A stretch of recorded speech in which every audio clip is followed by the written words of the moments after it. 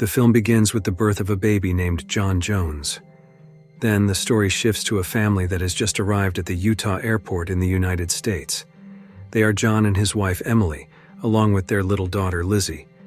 Upon arrival at the airport, they are picked up by John's brother Josh. Josh warmly welcomes his brother's family. They then continue their journey home by car. Along the way, Josh shows a box containing headlamps that they have used for a long time when exploring caves.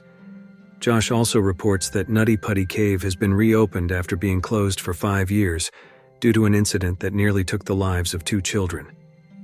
Initially hesitant, John becomes eager to visit the cave after Emily gives her permission. After traveling for some time, they arrive at the cave's location. John says goodbye to Emily and Lizzie, who will return home. There, John and Josh must walk through a meadow until they reach the cave's entrance and enter the vertical cave. Inside the dark cave, they search for a passage called the birth canal. It is so narrow that it is named as such. They decide to split up and look for the passage. John explores various holes until he sees a dubious one, but enters it anyway. Unfortunately, he gets trapped and cannot return to his original location. Realizing he is stuck, he shouts to call for Josh.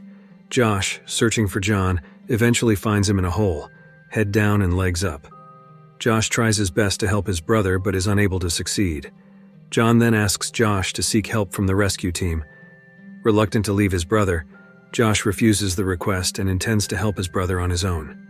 However, after his attempts fail, he leaves the cave to find the rescue team. While waiting for the rescue team, John tried to get out. He pushed himself to move backward, but despite many attempts, he failed. Amidst his efforts, he seemed to dream that he was in a meadow. In front of him, he saw his daughter and wife, Emily. But suddenly rain poured down, and his daughter and wife couldn't hear his shouts. He then woke up to water flowing over him. The water came from a rescuer named Susie.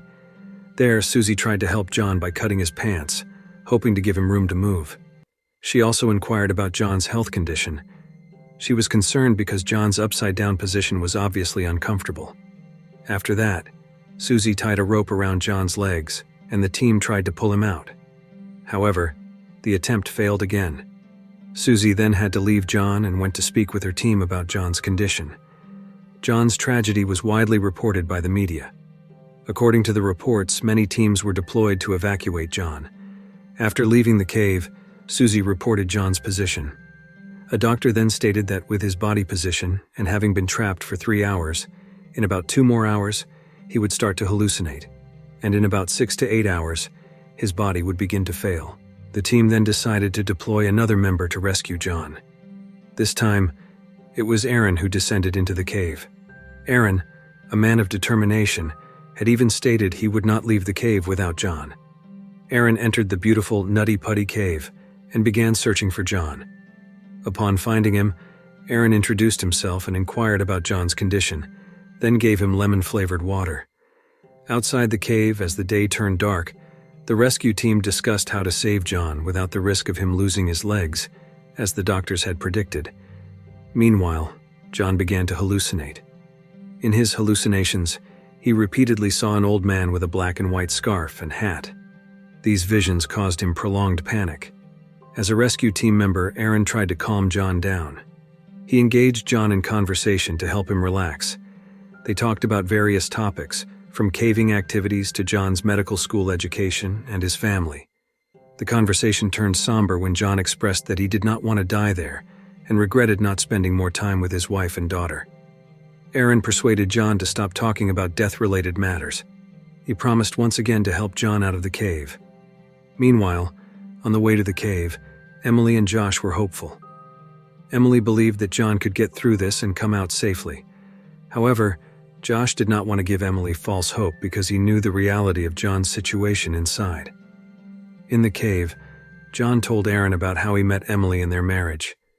In John's shadows, he imagined beautiful moments with Emily, but the vision of the man in the black and white scarf persisted, although this time the man appeared younger. After some time, Emily and Josh finally arrived at the cave. Emily then spoke with the head of the rescue team, just like Josh did. The head of the rescue team said he couldn't promise much, but he could inform John of her presence there. Inside the cave, John received news that Emily was there. John desperately wanted to hear Emily's voice. He became so frustrated that he banged his head against the cave wall, cursing the cave. Aaron calmed him down, saying he would soon hear Emily's voice over the radio.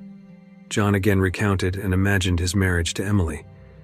In his vision, he once again met someone wearing a black and white scarf, and this time, it was a small child. After a wait, John finally heard Emily's voice. Emily told John that she loved him very much, and John reciprocated. Emily revealed to John that she was pregnant. Hearing this, John was overjoyed, but also apologized for putting Emily in such a situation. John became frustrated again with his predicament. Aaron tried to soothe John by singing a song, which made Susie cry upon hearing it. Aaron felt defeated by the situation, honestly telling John that this was the best he could do, but John was very grateful for it. Amidst his weary thoughts, John reminisced about the beautiful times of becoming a father since Lizzie was born. Meanwhile, the rescue team was preparing ropes to pull John out. When everything was ready, they began pulling John out, with his wife waiting anxiously. The team pulled with all their might, but suddenly the rope snapped.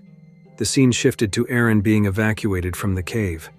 Aaron cried and struggled as he was evacuated. Meanwhile, Emily and the rest of the team wept because John could not be saved. The scene changed to John suddenly emerging from the hole in the cave, breathing in the fresh air. He went back into the cave and found a baby boy with a black and white scarf. He then realized that the man with the black and white scarf who had appeared in her thoughts was their unborn child. The film closed with the scene of John's child being born, named after him, John. The film's epilogue mentioned that, after the incident, the Nutty Putty Cave was closed forever. It then became John's final resting place and the deepest burial site in history, reaching 150 feet below the surface. If you like this video, don't forget to subscribe, because by subscribing you have supported me to make better videos. See you in the next video.